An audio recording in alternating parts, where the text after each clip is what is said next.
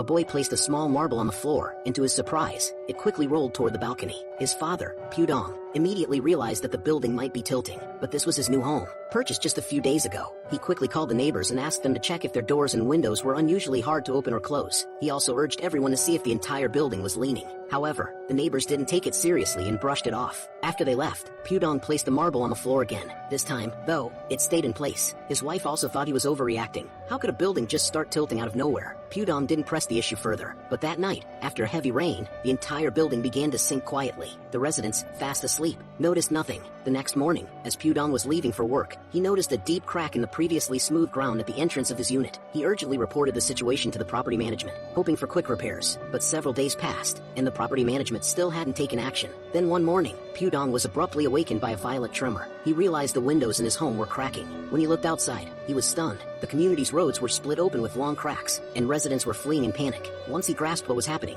Pudong tried to escape, but it was already too late. The ceiling collapsed, and the entire building began plunging downward. In a matter of seconds, the building fell into a massive sinkhole. Fortunately, after falling some distance, the building suddenly stopped, lodged midway. Just then, a car fell from above and hurtled toward the roof, nearly hitting their neighbor, a Thai. A Thai quickly lifted his feet and desperately pushed against the car. After finally managing to shove it away, the building began to sink again. Meanwhile, Pudong was searching for his son. That car had crashed through the balcony and landed right in his living room. Someone inside was desperately banging on the window, pleading for help. When Pudong collected himself and took a closer look, he realized the driver was actually his co-worker. He frantically tried to pull the car door open to rescue him, but the handle came off in his hand. To make matters worse, the car began sliding backward. His co-worker, Xiao Shuai, was screaming inside, yelling at Lao Piao. He also tried desperately to open the door, but he too pulled off the handle. Luckily, the car eventually got stuck against a wall, and Xiao Shuai managed to climb out through the window. After that, they found another trapped co-worker, Xiao Mei, in another room. Everyone gathered on the roof, trying to call for help,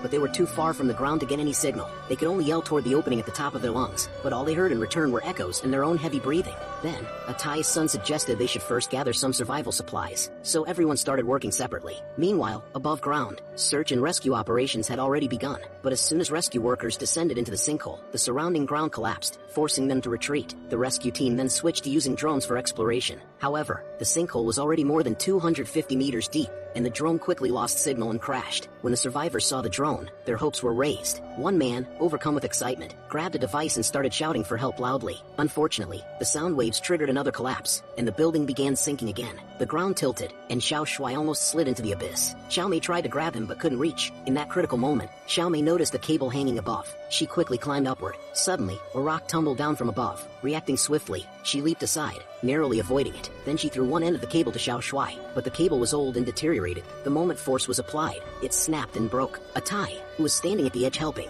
lost his balance and fell backward.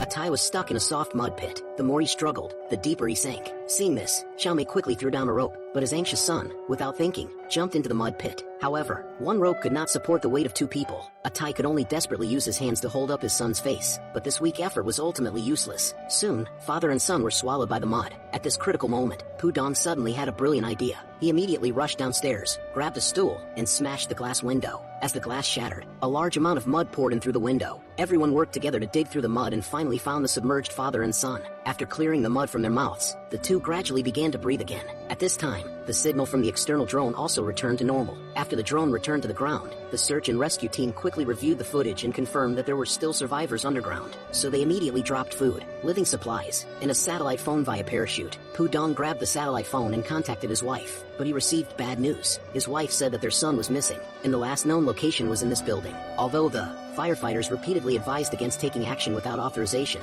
Pudong was desperate to save his son and could not just sit and wait, so they quickly found the elevator entrance. Pudong tied the rope around himself, jumped into the elevator shaft, while others above tightly held the other end of the rope. He opened the top cover, climbed into the elevator car, and struggled to pry open the elevator door. At the same time, the ground rescue team began their second round of action. Suddenly, the leaning building nearby collapsed, and debris kept falling into the deep pit. Two falling rocks hit the elevator shaft, causing the rope fixed above to come loose. Pudong below was also hit in the leg by a rock, and during the severe pain, he moved the rock away. He searched everywhere for his son's trail. Seeing the small cart on the ground, Pudong's heart tightened. Just then, he heard his son's call from behind. He rushed over and dug through the rubble with his bare hands. Finally, he found Shokin hiding in a pipe. Pudong excitedly hugged his son. Then he noticed a fake candlelight diagonally above. An old woman holding a candle was sitting quietly there. Pudong climbed into the room to take her away, but the old woman insisted on staying. She wanted to guard her son who had already died. Before parting, she handed Pudong a pair of shoes and a bundle of rope. She told him to put on the shoes and carry Shiokan out. After bidding farewell with tears, Pudong carried his son and began to climb upward. At this time, rain began to fall from the sky, making each step especially difficult. He moved carefully along the outer wall, shouting loudly to his teammates above. The teammates who heard the sound quickly dug through the sand and debris on the ruins. Finally, they pulled the father and son up. After escaping danger, everyone noticed that above the hole there was another crumbling building that could collapse at any moment. Rainwater kept pouring in and soon flooded the stairs. They had to escape here as soon as possible, so they started collecting empty bottles, planning to make a simple life raft. At this moment, a tide dragged over a large yellow barrel. To save their lives, they scrambled to climb into a large barrel, but he alone chose to stay behind. Tai, suppressing his grief,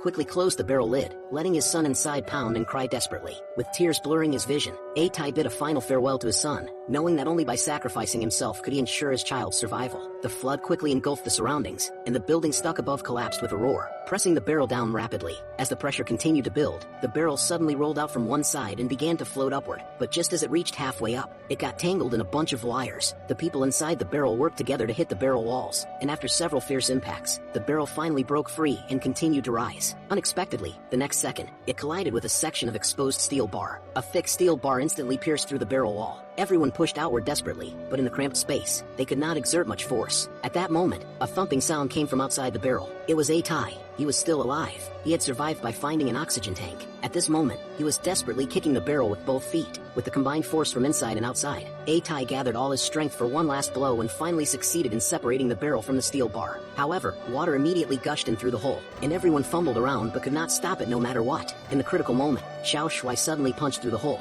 using his own arm as a piston to barely seal the inflow. Tai outside tried to grab Xiao Shuai's hand to escape together, but the barrel was rising too fast, and he still failed to catch his hand. Desperate, Tai slowly sank. At the last moment, a rope hanging from the barrel suddenly tangled around his ankle, and he was pulled upward rapidly by the barrel, finally breaking through the water surface.